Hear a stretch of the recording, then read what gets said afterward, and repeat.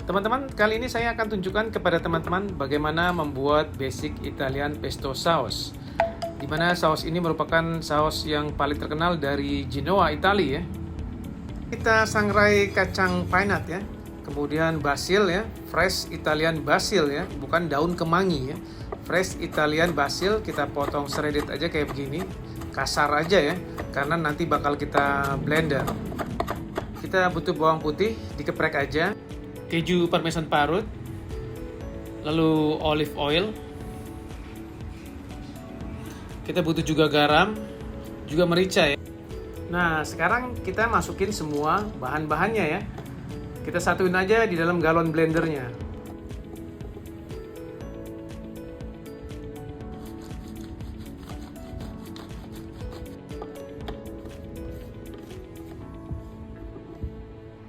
Nah, di sini kita blendernya nggak usah terlalu halus ya. Pesto saus itu nggak boleh sampai halus sekali ya. Jadi masih harus ada cangki-cangkinya gitu ya. Nah, segini udah cukup nih. Jadi pesto ini biasanya dipakai untuk aneka pasta, pizza, sandwich ya, dressing, buat marinasi daging, sama pelengkap-pelengkap hidangan ya, termasuk crostini sama bruschetta. Nah ya, jadi kasar-kasar seperti ini ya.